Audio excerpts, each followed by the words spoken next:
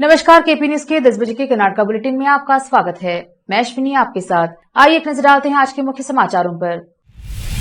भाजपा के उम्मीदवारों की दूसरी सूची जारी, सूर्यकांत नागमारपल्ली को नहीं मिला टिकट।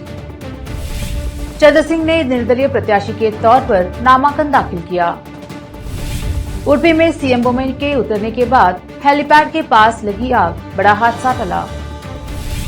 रोहिणी आईएएस के साथ कानूनी लड़ाई में रूपा आईपीएस पर लगे निषेधाज्ञा को कर्नाटका उच्च न्यायालय ने हटा दिया। कर्नाटका चुनाव से पहले कांग्रेस नेता कागोडू तिम्मप्पा की बेटी बीजेपी में शामिल हुई।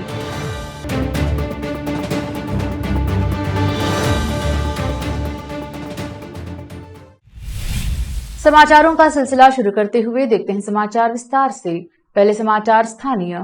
भाजपा ने आगामी विधानसभा चुनाव के लिए मंगलवार को 189 उम्मीदवारों की अपनी पहली सूची जारी करने के बाद बुधवार देर रात को अपने 23 उम्मीदवारों की दूसरी सूची जारी कर दी है। दूसरी सूची में भालकी से प्रकाश खंडरे और बीदर उत्तर से ईश्वर सिंह ठाकुर को उम्मीदवार घोषित किया गया है, जबकि पहली सूची में औराद से प्रभु चौहान, बसव कल्याण से शरणु सलगार, हुन्नाबाद से डॉक्टर सिद्धू पाटिल और बीदर दक्षिण से डॉक्टर शैलेंद्र बिरदाड़े को अपना उम्मीदवार घोषित किया था। हालांकि दोनों सूचियों से कई बड़े नेताओं सहित अन्य को निराशा मिली है। भाजपा ने अपनी दोनों सूचियों में मुस्लिम समुदाय को पार्टी के टिकट से वंचित रखा है। भाजपा ने पूरे राज्य में कहीं से भी कोई मुस्लिम टिकट नहीं दिया है। इसके साथ साथ कई दिग्गज का टिकट कटने पर बगावत भी शुरू हुई है। विशेष संवाददाता की रिपोर्ट। बीदर दक्षिण विधानसभा क्षेत्र से कांग्रेस के बागी उम्मीदवार गुरुवार दोपहर 13 तारीख को चंद्र सिंह ने अपना नामांकन पत्र जमा किया है। हजारों समर्थकों ने एक भव्य जुलूस के रूप में उनके आवास से बीदर तहसीलदार कार्यालय तक मार्च किया। कार्यकर्ताओं के साथ पहुंचे चंद्र सिंह ने रिटर्निंग ऑफिसर सुरेखा, उपनिदेशक खाद्य नागरिक आपूर्ति एवं उपभोक्ता मामले को नामांकन पत्र सौंपा। कांग्रेस पार्टी के वरिष्ठ नेता यूसुफ अली जमादार ने चंद्र सिंह के लिए गैर दलीय उम्मीदवार के रूप में नामांकन पत्र दाखिल किया। नारायण राव पोस, अशोक रेड्डी निर्ना और धर्मपत्नी प्रियदर्शनी चंद्र सिंह ने संकेतक के रूप में उनका समर्थन किया। इससे पहले चंद्र सिंह विधानसभा क्षेत्र के कई मंदिरों में जाकर भगवान का आशीर्वाद लिया और नामांकन जमा करने पहुंचे। चंद्र सिंह के निवास गुम्पा बीदर नगर से मुख्य मार्ग बोमगुंडेश्वर सर्कल, बसवेश्वर सर्कल के माध्यम से एक भव्य शोभा यात्रा निकाली गई। चंद्र सिंह को बैलगाड़ी पर जुलूस के रूप में तहसील कार्यालय लाया गया और नामांकन पत्र जमा किया। बीदर दक्षिण विधानसभा क्षेत्र के कई गांवों के हजारों कार्यकर्ता समर्थकों ने पहुंचकर चंद्र सिंह को अपना समर्थन दिखाया। लोगों ने धूप को नजरअंदाज करते हुए सड़क के दोनों ओर चल पड़े। चंद्र सिंह ने नामांकन पत्र जमा करने के बाद पत्रकारों से बातचीत की। उन्होंने कहा कि बीदर दक्षिण विधानसभा क्षेत्र में काफी काम करने और पार्टी को संगठित करने के बावजूद कांग्रेस ने मुझे टिकट न देकर अन्याय किया है, इसलिए मैंने आज गैर दलीय सदस्य के तौर पर नामांकन दाखिल किया है। मैंने 10 तारीख को होने वाले विधानसभा चुनाव के लिए निर्दलीय रूप में चुनाव लड़ने के लिए नामांकन पत्र प्रस्तुत किया है। क्षेत्र के कई वरिष्ठ नेताओं ने मेरा समर्थन किया है। कांग्रेस पार्टी द्वारा मेरे साथ किए गए अन्याय को निर्वाचन क्षेत्र का हर मतदाता जानता है। इसी कारण से निर्वाचन क्षेत्र के मतदाता, कार्यकर्ता, प्रशंसक चंद्र सिंह ने कहा कि मुझे विश्वास है कि सभी शुभचिंतक मुझे कम से कम 25,000 वोटों के अंतर से जिताएंगे। विशेष संवाददाता की रिपोर्ट। आज मैं विधानसभा चुनाव प्रयुक्त आज नामपत्र में नॉमिनेशन फाइल कराऊँ। वो उसमें आज हमारा डीसीसी उपाध्यक्ष ने यूसुफ अली जमादार साहब, एसटी सेल अध्यक्ष हमारा नारायण राव साहब, सुधाकर है, लक्ष्मीकांत है, गौसुद्दीन साहब है, सब मिलके जाके आज हम नॉमिनेशन फाइल किया हूँ। आज पूरा गांव में हमारा बीदर साउथ का पूरा 108 गांव क्या है, पूरा ग्राम पंचायत मेंबर्स, तालुक पंचायत मेंबर, जिला पंचायत मेंबर्स पूरे मिलके आज जिताते बोल के मेरे को आज टेरा करे सो है। वो इसमें मेरे कम से कम 25,000 वोट से मैं जीतते बोल के मैं समझता हूँ। भाजपा द्वारा बीदर उत्तर से सूर्यकांत नागमारपल्ली को टिकट नहीं दिए जाने के बाद प्रतापनगर में स्थित उनके कार्यालय के सम्मुख सैकड़ों कार्यकर्ता जमा हुए। हालांकि सूर्यकांत शहर में मौजूद नहीं थे, फिर भी कार्यकर्ताओं में टिकट नहीं दिए जाने पर निराशा देखने में आई। इस पर सूर्यकांत नागमारपल्ली ने एक वीडियो के माध्यम से कार्यकर्ताओं को शांत रहने का आग्रह किया।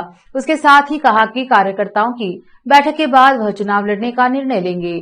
विशेष संवाददाता की रिपोर्ट। नमस्कार। ಬೀದರ್ನಲ್ಲಿ ಯಾರು ಗೊಂದಲದಲ್ಲಾಗಬಾರ್ದು, ಯಾರು ಚಿಂತಿಸಬೇಡಿ. ಎಲ್ಲ ಬೀದರ್ದ ನನ್ನ ಆತ್ಮೀಯರಿಗೆ, ಹಿರಿಯರಿಗೆ, ಅಭಿಮಾನಿಗಳಿಗೆ ಕಳಕಳಿಯ ವಿನಂತಿ, ಶಾಂತಪೂರ್ವಕವಾಗಿ ನಾಳೆ ಮೀಟಿಂಗನ್ನು ಮಾಡಿ ಕಾರ್ಯಕರ್ತರೊಟ್ಟಿಗೆ ಎಲ್ಲ ಹಿರಿಯರೊಟ್ಟಿಗೆ ಚಿಂತನೆ ಚರ್ಚೆ ಮಾಡಿ, ಅಣ್ಣವರೊಟ್ಟಿಗೆ ಎಲ್ಲ ಚರ್ಚೆ ಮಾಡಿ ಒಂದು ಡಿಸಿಷನ್ ತಗೊಳ್ಳೋಣ ನಾಳೆ. ನಾನು ಯಾರ ಬಗ್ಗೆನೂ ಕೆಟ್ಟ ಅಭಿಪ್ರಾಯ ಇಲ್ಲ, ಯಾವ ಪಕ್ಷದವ್ರ ಬಗ್ಗೆನೂ ಏನು ತಪ್ಪ ಅಭಿಪ್ರಾಯ ಇಲ್ಲ. ಎಲ್ಲರ ಜೊತೆಗಿದ್ದೀನಿ, ಅವ್ರದ್ದೆಲ್ಲರ ಆಶೀರ್ವಾದ ಇದೆ. ಅವ್ರ ಮೇಲೆ ಎಲ್ಲರಿಗೂ ನನಗೆ ಅವ್ರಿಗೆ ಹಿತಾನೇ ಬಗ್ಗಿದ್ದೀನಿ. ನಾವು ಕೃಪಾದಪ್ಪ ನಾಗಮಾರಪಳ್ಳಿಯವರು ಕೂಡ ಯಾರಿಗೂ ಕೆಟ್ಟದ್ದು ಬಗ್ಸಿರಲಿಲ್ಲ, ನಾನು ಕೂಡ ಯಾರಿಗೂ ಕೆಟ್ಟದ್ದು ಬಗ್ಸೋದಿಲ್ಲ. ನಾನು ಸದಾ ಎಲ್ಲರಿಗೂ ಸೇವೆ ಮಾಡ್ಕೊಂಡೇ ಬಂದಿದ್ದೀನಿ. ಈಗಲೂ ಎಲ್ಲ ವರಿಷ್ಠರಿಗೂ ಎಲ್ಲರಿಗೂ ಅವ್ರು ನನಗೆ ಒಳ್ಳೇದು ಮಾಡಿದವ್ರಿಗೂ ಒಳ್ಳೇದಾಗಲಿ, ನನಗೆ ಕೆಟ್ಟದ್ದು ಮಾಡಿದವ್ರಿಗೂ ಒಳ್ಳೇದಾಗಲಿ ಅಂತ ಹೇಳ್ತಾ ಅವರೆಲ್ಲರಿಗೂ ನಮಸ್ಕಾರ ಮಾಡುತ್ತಾ ನಾಳೆ ಬಂದು ಈ ಬರ್ತಕ್ಕಂಥ 10ನೇ ಮೇಗೆ ತಾವು ಆಶೀರ್ವಾದ ಮಾಡಿ ಜನ ನನಗೆ ಆಶೀರ್ವಾದ ಮಾಡ್ತಾರಂತ ಪೂರ್ಣ ಭರವಸೆ ನಂಬಿಕೆ ಇದೆ. ನನ್ನ ಸೇವೆ ಕಣ್ಣಿಂದ ನೋಡಿದ್ದಾರೆ, ಜನ ಆಶೀರ್ವಾದ ಮಾಡ್ತಾರೆ ಅಂತ ನನ್ನ ನಂಬಿಕೆ ಇದೆ. अब समाचार राज्य के। कर्नाटक के उडुपी जिले के एक हेलीपैड पर गुरुवार को एक बड़ा हादसा होते होते टल गया, जहां मुख्यमंत्री बसवराज बोम्मई कोल्लूर मूकांबिका मंदिर के दर्शन के लिए रास्ते में पहुंचे थे। मुख्यमंत्री के काफिले के हेलीपैड से मंदिर जाने के बाद हेलीकॉप्टर के टेक ऑफ के दौरान अरेशिरूर हेलीपैड के पास आग लग गई। सूत्रों ने कहा कि माना जा रहा है कि हेलीकॉप्टर के पंखे से आग लगी थी। इससे पहले कि कोई बड़ा नुकसान होता, अग्निशमन कर्मियों ने उसे बुझा दिया। फायर ब्रिगेड की मशक्कत से स्थिति पर जल्द काबू पा लिया गया। बोम्मई अपनी पत्नी के साथ कोल्लूर मंदिर की अपनी यात्रा के साथ जारी रहे और पूजा की। कर्नाटक उच्च न्यायालय ने रोहिणी सिंधूरी IAS द्वारा डी रूपा मुदगिल IPS के खिलाफ मांगी गई अस्थायी निषेधाज्ञा को हटा दिया है। रूपा द्वारा निषेधाज्ञा आदेश के आधार पर सवाल उठाने वाली याचिका पर सुनवाई के बाद मंगलवार 11 अप्रैल को उच्च न्यायालय का फैसला आया है। रोहिणी और रूपा हाल ही में सोशल मीडिया पर एक सार्वजनिक झगड़े में व्यस्त थीं, जो तब शुरू हुई जब रोहिणी सिंधूरी और जेडीएस विधायक सारा महेश की एक टेबल पर बैठी एक तस्वीर सामने आई। 18 फरवरी को रूपा ने सोशल मीडिया पर पूछा कि क्या रोहिणी एक राजनेता के साथ समझौता कर रही हैं? यह जल्दी से एक पूर्ण सार्वजनिक लड़ाई में बदल गया। रूपा ने भ्रष्टाचार और अनुचित व्यवहार के आरोपों सहित रोहिणी के खिलाफ आरोपों की झड़ी लगा दी। रूपा ने रोहिणी की तस्वीरें भी साझा की, जिसमें उन्होंने दावा किया कि रोहिणी ने पुरुष अधिकारियों को भेजा था। जवाब में रोहिणी ने रूपा पर प्रतिशोध लेने का आरोप लगाया और इशारा किया कि रूपा मानसिक रूप से अस्वस्थ हो सकती हैं। दोनों अधिकारियों को बिना नई पोस्टिंग सौंपे उनके वर्तमान पदों में स्थानांतरित कर दिया गया है। लेते हैं छोटा सा ब्रेक, जल्द लौटेंगे ब्रेक के बाद।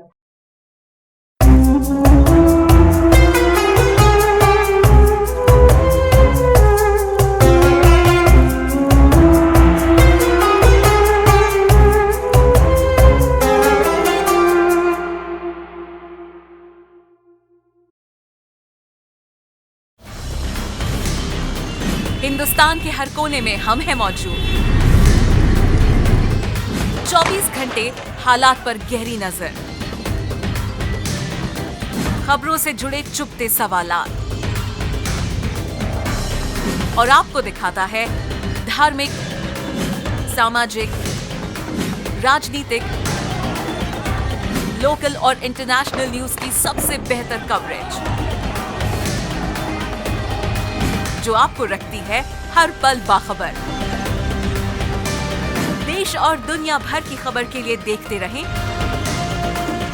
KP News 24/7।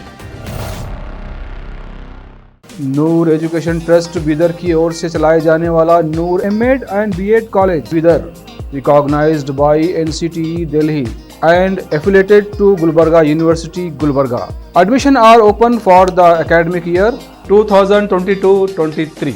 विशेषज्ञ और सक्षम शिक्षकों द्वारा शिक्षा प्राप्त करने के लिए नूर एमएड एंड बीएड कॉलेज में दाखिला लें और शांत वातावरण में शिक्षा प्राप्त करें। बीदर शहर में बेहतर शिक्षा का एकमात्र केंद्र Noor MEd and BEd college, Shahpur gate, Bidar. Phone numbers 9945283920, 8482221297।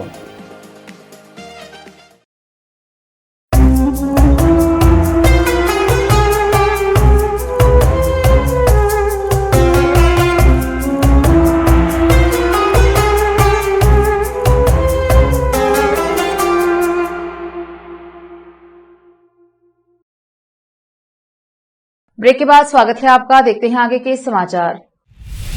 Karnataka में एक बड़े राजनीतिक विकास में कांग्रेस के वरिष्ठ नेता कागोडू तिम्मप्पा की बेटी राजनंदिनी आगामी राज्य विधानसभा चुनाव से पहले भारतीय जनता पार्टी में शामिल हो गई हैं।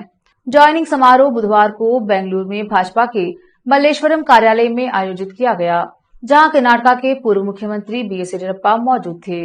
कर्नाटक की राजनीति के एक प्रमुख नेता कागोडू तिम्मप्पा कई दशकों से कांग्रेस पार्टी से जुड़े हुए हैं। उन्होंने कई बार कर्नाटक विधानसभा के सदस्य के रूप में कार्य किया है और कर्नाटक विधानसभा के अध्यक्ष सहित राज्य सरकार में विभिन्न विभागों को संभाला है। राजनंदिनी कांग्रेस पार्टी की गतिविधियों में सक्रिय रूप से शामिल रही हैं। हालांकि पाला बदलने और भाजपा में शामिल होने के उनके फैसले ने कई लोगों को आश्चर्यचकित कर दिया है। ज्वाइनिंग सेरेमनी में बीजेपी के कई बड़े नेता शामिल हुए। राजनंदिनी का पार्टी में स्वागत करते हुए बीएस येदियुरप्पा ने विश्वास व्यक्त किया कि उनके शामिल होने से आगामी चुनाव में भाजपा की संभावनाओं को मजबूती मिलेगी। उडुपी विधायक रघुपति भट्ट, जिन्हें भाजपा ने विधानसभा चुनाव लड़ने के लिए टिकट नहीं दिया गया है, उन्होंने बुधवार को कहा कि पार्टी द्वारा उनके साथ किए गए व्यवहार से उन्हें बहुत तकलीफ हुई है। भट्ट ने उडुपी में अपने आवास पर संवाददाताओं से कहा, मैं पार्टी के फैसले से दुखी नहीं हूं, लेकिन जिस तरह से पार्टी ने मेरे साथ व्यवहार किया है उससे मैं दुखी हूं। मीडिया से बात करते हुए वह फूट फूट कर रोने लगे। उन्होंने कहा कि पार्टी की जिला इकाई के अध्यक्ष ने भी उन्हें पार्टी के फैसले के बारे में सूचित करने के लिए फोन नहीं किया और उन्हें टेलीविजन चैनलों से इसकी जानकारी मिली। अमित शाह ने फोन करके जगदीश शेट्टार को बदलाव के बारे में सूचित किया था।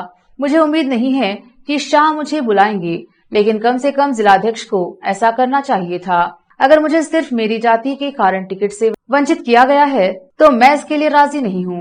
भट्ट ने कहा कि ऐसा प्रतीत होता है कि भाजपा को उनके जैसे लोगों की जरूरत नहीं है, जिन्होंने अथक परिश्रम किया, क्योंकि पार्टी हर जगह बड़ी है।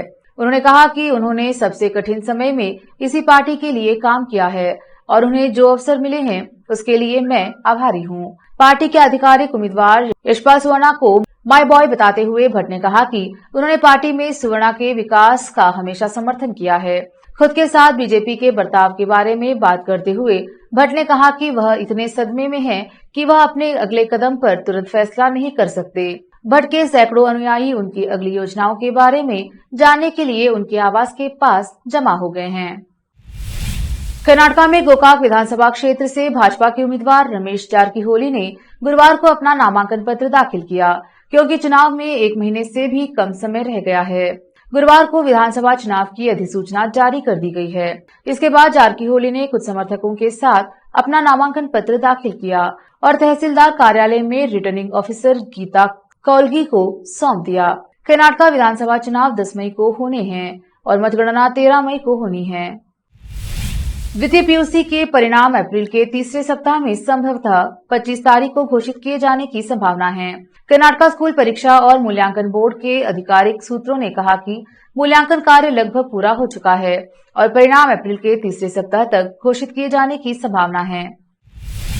29 मार्च को आदर्श आचार संहिता लागू होने के बाद से बुधवार शाम से पहले 24 घंटों के दौरान 13.87 करोड़ रुपए की नकदी, शराब और उपहार जब्त किए गए। जब्त सामग्री का संचयी मूल्य 140 करोड़ रुपए हो गया। गोकाक निर्वाचन क्षेत्र में 5 करोड़ रुपए नकद जब्त किए गए, जबकि जयनगर निर्वाचन क्षेत्र में 2.45 करोड़ रुपए का 6.29 किलोग्राम सोना और चिकपेट निर्वाचन क्षेत्र में 1.22 करोड़ रुपए का 2.44 किलोग्राम सोना जब्त किया गया। श्रवण बेलगोला में उड़न दस्ते के सदस्यों ने 80 लाख रुपए जब्त किए। आयोग ने सीआरपीसी की निवारक धाराओं के तहत 3,116 मामले दर्ज किए हैं और 8,145 गैर जमानती वारंट जारी किए हैं। फिर से एक नजर आज के मुख्य समाचारों पर। भाजपा के उम्मीदवारों की दूसरी सूची जारी। सूर्यकांत नागमारपल्ली को नहीं मिला टिकट। चंद्र सिंह ने निर्दलीय प्रत्याशी के तौर पर नामांकन दाखिल किया। उडुपी में सीएम बोम्मई के उतरने के बाद हेलीपैड के पास लगी आग, बड़ा हादसा टला। रोहिणी आईएएस के साथ कानूनी लड़ाई में रूपा आईपीएस पर लगे निषेधाज्ञा को कर्नाटक उच्च न्यायालय ने हटा दिया। कर्नाटक चुनाव से पहले कांग्रेस नेता कागोडू तिम्मप्पा की बेटी बीजेपी में शामिल हुई।